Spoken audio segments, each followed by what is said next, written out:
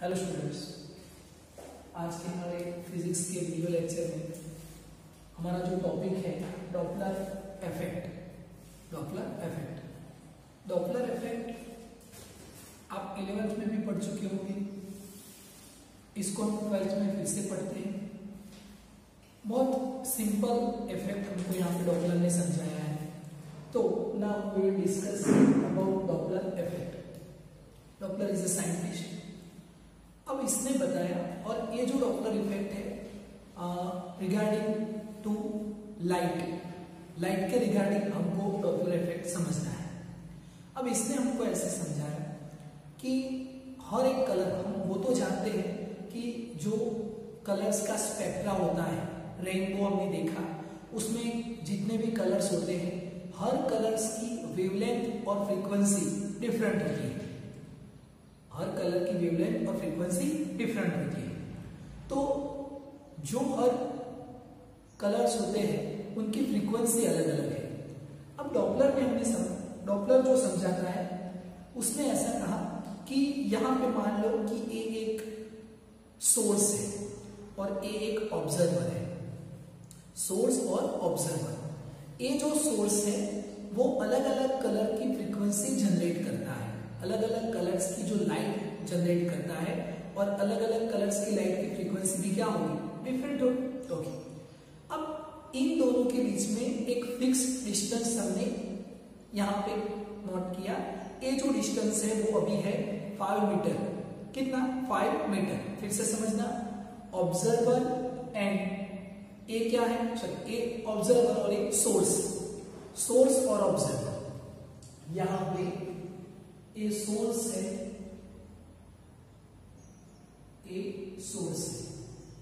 और fix distance पे यहां पे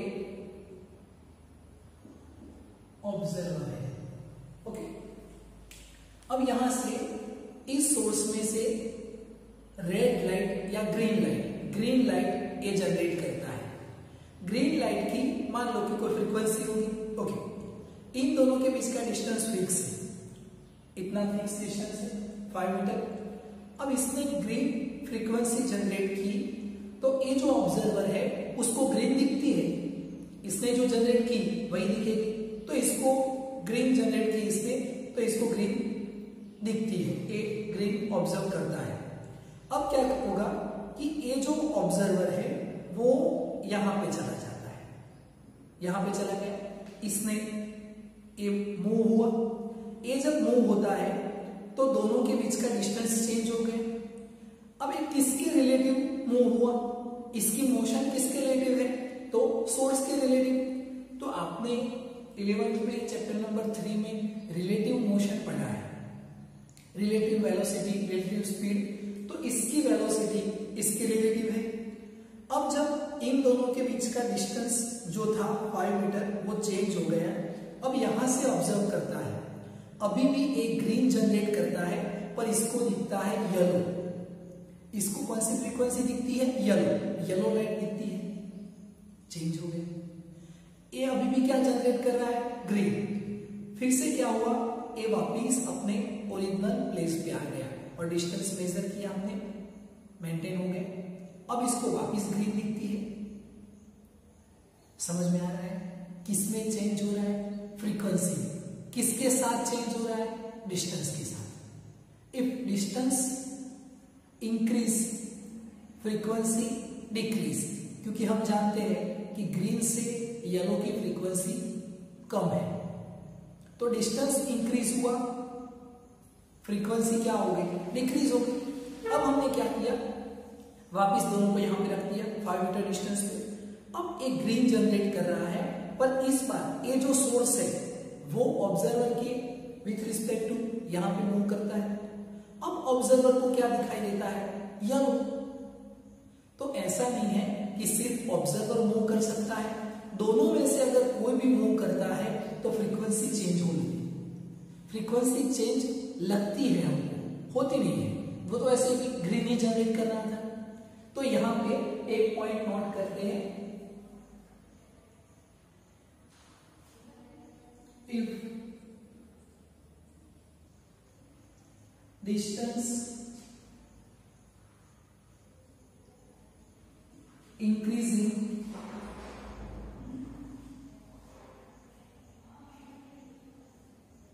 frequency with decreasing. If distance increasing तो frequency ग्रीन में से येलो हो गई, frequency will decreasing. ओके, अब हमने क्या किया, दोनों को वापस यहाँ पे सेट किया और अब क्या करते हैं, ये 5 मीटर डिस्टेंस था, अब एक ग्रीन जनरेट कर रहा है सोर्स और ऑब्जर्वर इसके पास में जाता है। अब इसको ब्लू दिखाई पड़ता है, क्या दिखाई देता है, ब्लू। तो डिस्टेंस जब डिक्रीज होगा फ्रीक्वेंसी इंक्रीज होगी। हम जानते हैं कि ग्रीन से ब्लू की फ्रीक्वेंसी ज्यादा होती है। तो यहां पे दूसरा पॉइंट नोट करते हैं, if distance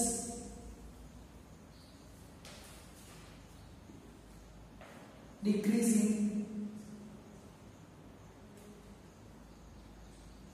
frequency will increasing, frequency will increasing। तो एक डॉपलर इफेक्ट है कि जो फ्रीक्वेंसी है उसको, जो फ्रीक्वेंसी सोर्स जनरेट करता है उससे हमको डिफरेंट फ्रीक्वेंसी दिखती है।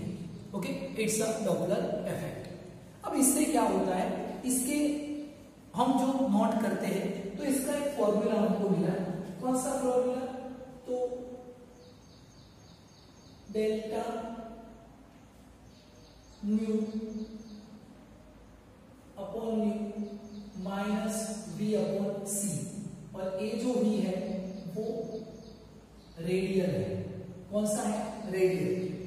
Change in frequency upon original frequency is equal to radial velocity upon c. C is about speed of light in vacuum. अब रेडियल वेलोसिटी हमने क्यों ली, क्योंकि हम जानते हैं कि जब कोई ऑब्जेक्ट ऐसे सर्कुलर मूव करता है, जैसे ये ऑब्जेक्ट ऐसे सर्कुलर मूव करता है, तो यहां से ये जो वेलोसिटी है वो रेडियल वेलोसिटी है और यहां से ये जो वेलोसिटी है वो टेंजेंशियल वेलोसिटी है। तो हम यहाँ पे कौन सी वेलोसिटी नोट करेंगे, रेडियल, क्योंकि ऑब्जेक्ट ऐसे भी जा सकता है। ओके, तो ये आपको याद रखना है, ये डॉपलर इफेक्ट का एक सिंपल फॉर्मूला है। अब यहाँ पे याद रखना, हम यहाँ से देख रहे हैं स्टार्स में, जो स्टार है उसमें से लाइट निकलती है और वो लाइट अर्थ सरफेस पे आती है। हम ऐसे देख रहे हैं स्टार में से लाइट आ रही है और वो लाइट हमको मिलती है। तो हमने क्या किया, अर्थ सरफेस पे एक स्पेक्ट्रा रखा है, उस स्पेक्ट्रा में ऐसे अलग अलग कलर्स हमने यहाँ पे नोट कर दिए, क्योंकि स्पेक्ट्रा में अलग अलग कलर होते हैं, रेड, ब्लू, ग्रीन, येलो, ऐसे अलग अलग कलर है। वहां से जब लाइट आती है तो यहाँ पे हमको कौन सा स्पेक्ट्रा मिलता है, रेड। कौन सा स्पेक्ट्रा मिलता है, रेड।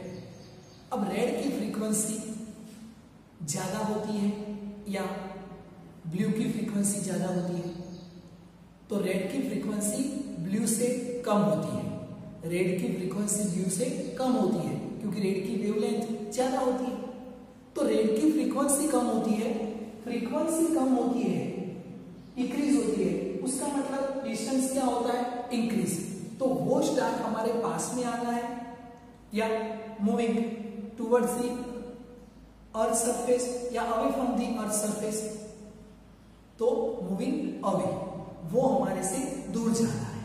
ऐसा कैसे पता चलेगा, तो हमको जो स्पेक्ट्रा मिलता है वो रेड मिलता है और रेड की फ्रीक्वेंसी लो होती है ब्लू से, तो वो हमारे से दूर जाता है और इसको बोलेंगे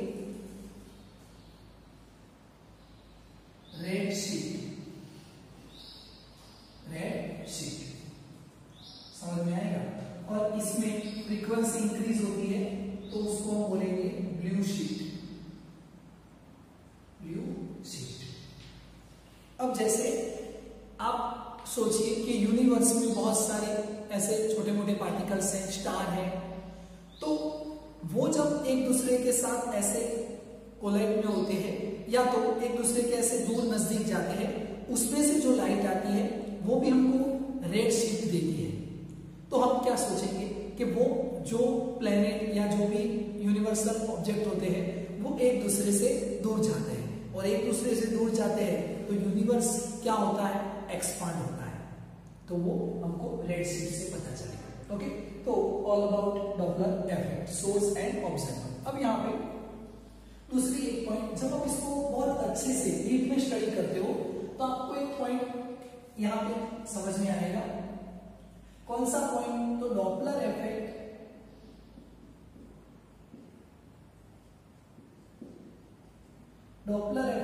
is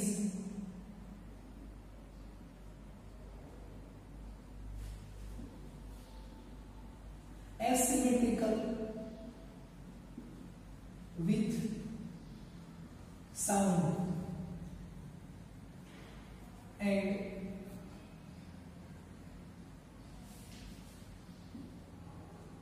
symmetrical with light। Doppler effect जो है वो एसिमेट्रिकल है, किसके साथ? साउंड के साथ, और सिमेट्रिकल है किसके साथ? लाइट के साथ। What is asymmetrical? एसिमेट्रिकल का मतलब है, यहां पे देखिए ये दोनों हमने फिक्स डिस्टेंस पे यहां पे नोट किया, डिस्टेंस नोट किया, दोनों का डिस्टेंस जो है वो 5 मीटर है, सोर्स और ऑब्जर्वर का। Distance between source and observer is fix and it is 5 metre. अब ये जो ऑब्जर्वर है वो 50 मीटर पर सेकेंड की वेलोसिटी से किसके विद रिस्पेक्ट टू? सोर्स के विद रिस्पेक्ट टू ऐसे मूव करता है। तो अभी जो इसमें से फ्रीक्वेंसी जनरेट हो रही है वो 500 है। कितनी है? 500। ऑब्जर्वर मूविंग 50 मीटर पर सेकेंड की वेलोसिटी यहां से मूव किया इसने, तो इसको जो फ्रीक्वेंसी सुनाई पड़ती है क्योंकि साउंड का एग्जांपल ले रहे, वो है 400। कितनी कम सुनाई पड़ी? 100। अब हमने फिर से दोनों को डिस्टेंस मेंटेन करके वापस जो फिक्स पोजीशन था वहां पे रख दिया। अब इस बार क्या है, जो सोर्स है वो भी 50 मीटर पर सेकेंड की स्पीड से विथ रिस्पेक्ट टू ऑब्जर्वर ऐसे मूव करता है। अब इसको जो साउंड सुनाई पड़ता है वो 410। कितना कम सुनाई पड़ा? 90। दोनों एक जैसी स्पीड से मूव करते हैं, दोनों एक जैसी स्पीड से मूव करेंगे तो दोनों की फ्रीक्वेंसी एक जैसी होनी चाहिए, पर एक बार 100 और एक बार 410, तो ये जो है एसिमेट्रिकल है। एसिमेट्री है किसके साथ?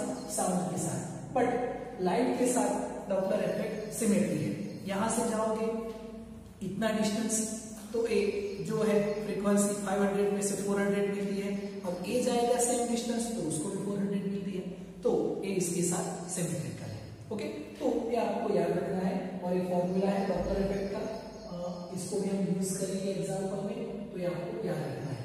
Change in frequency, what is this frequency?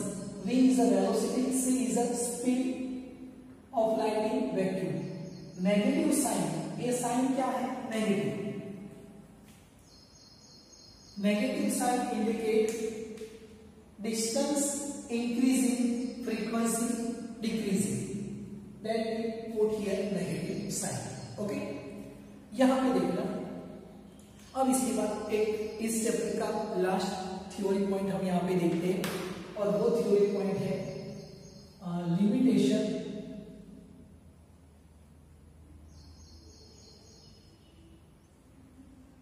limitations of ray optics।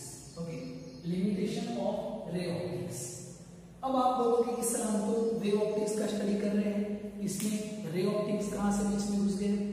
तो एक बहुत ही अच्छा टॉपिक है लिमिटेशंस। लिमिटेशन किसको बोलते हैं?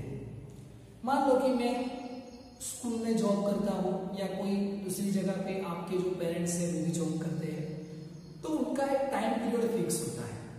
उनकी लिमिटेशन है कि मैं 4 बजे तक 5 बजे तक स्कूल में जॉब करता हूँ, कोई ऑफिस में जॉब करता हूँ, लिमिटेशन, उसके बाद मैं नहीं कर सकता। ओके, तो हर एरिया में हर क्राइटेरिया हम जब नोट करते हैं तो उसमें एक लिमिटेशन होता है।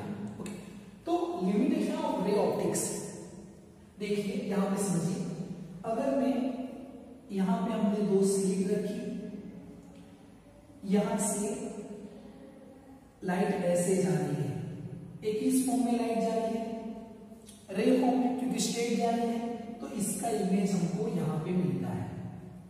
अब हमने 2 स्लिट ऐसे रखी और ए लाइट ऐसे जा रही है, तो इसमें हमको इमेज इतनी बड़ी मिली, इतनी बड़ी इमेज मिली। ओके, एक कौन सा ऑप्टिक्स है? Wave optics. हमने देखा डिफ्रैक्शन में कि सेंट्रल मैक्सिमा हमको इतनी बड़ी मिलती है।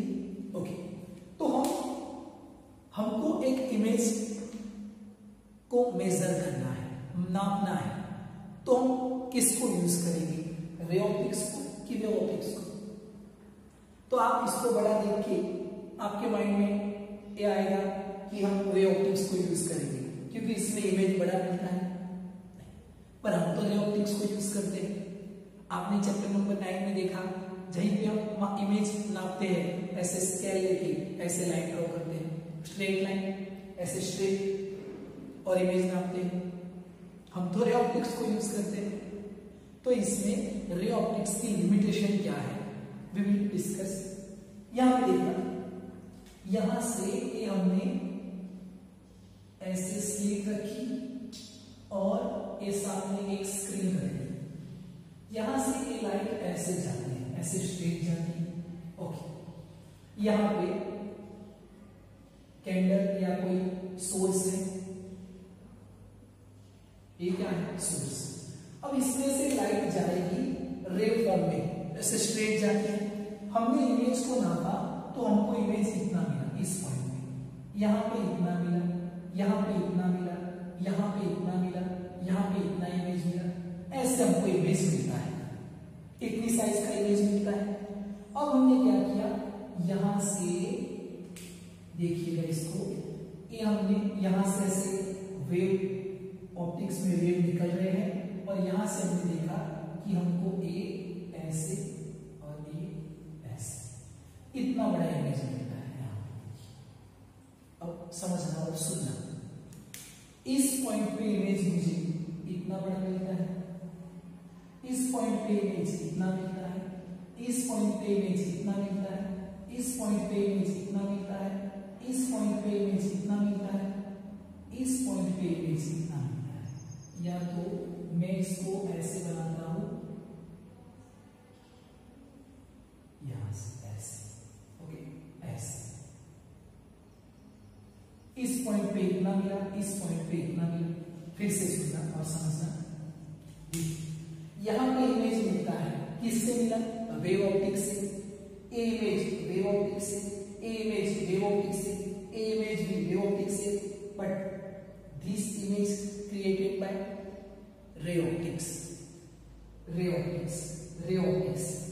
यहां से देखिए, यहां से जब इमेज की साइज बड़ी होती है तो wave optics, wave optics, wave optics, a ray optics, ray optics.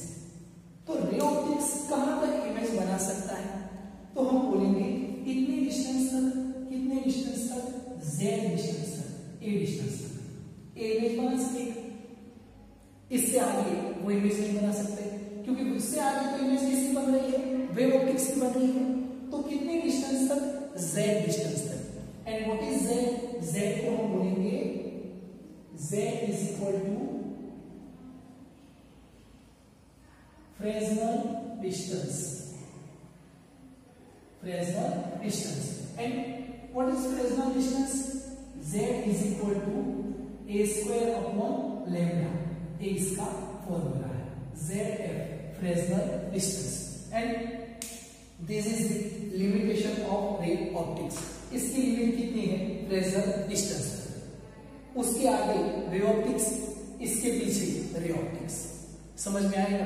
तो ए है फ्रेस्नेल डिस्टेंस, समझ में आएगा? तो लिमिटेशन ऑफ रे ऑप्टिक्स इतना ही। इसके अगर आप इस फॉर्मूला को प्रूफ देना चाहते हो, वैसे तो इसका कोई प्रूफ है नहीं, पर हम देना चाहेंगे तो ए एंगल कितना है थीटा, ए एपर्चर है, ए क्या है एपर्चर, और ए एपर्चर कितना होता है ए जितना, ए भी कितना है ए जितना, ए तो थीटा इज इक्वल टू क्या आएगा, theta is equal to arc upon radius A upon Z, और दूसरा हमने थीटा का फॉर्मूला निकाला था lambda upon A, lambda upon A diffraction में।